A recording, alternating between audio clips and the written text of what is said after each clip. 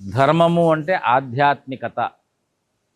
ఆధ్యాత్మికత అనేటువంటిది మూఢనమ్మకాలతో కూడి ఉన్నది అనేటువంటి భావనను ప్రోత్సహించేటువంటి పద్ధతిలోనూ జడపచ్చు. భేదరహితమైనటువంటి భావనగా కూడా ధర్మాన్ని ఆచరిస్తూ ఉండటం ఆధ్యాత్మికం. ఆత్మకు గుణం లేదు, లక్షణం లేదు, భావము అంతకంటే లేదు.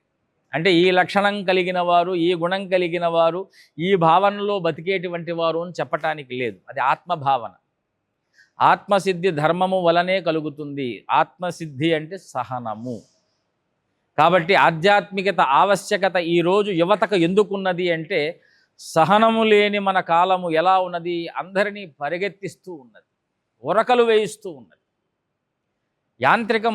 యంత్రము ఎంత వేగంగా వెళ్ళాలో మనిషి అంత వేగంగా వెళ్ళాలని ప్రయత్నిస్తూ ఉన్నాడు. కానీ మానవ శక్తికి అది దుర్లభం, కానీ ఆధ్యాత్మిక శక్తికి అది సులభం.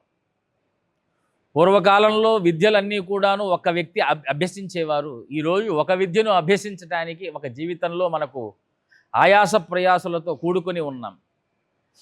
ఎలా పూర్వకాలంలో అభ్యసించేవారు అంటే, యోగాభ్యాస ఆధ్యాత్మిక చైతన్యం వలన అభ్యసించేవారు.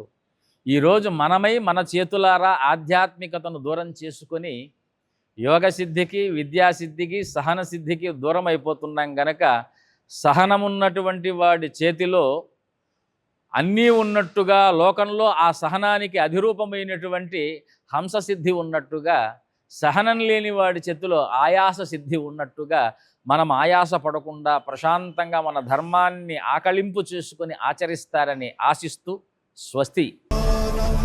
धर्मस्य तदात्मानं सृजा।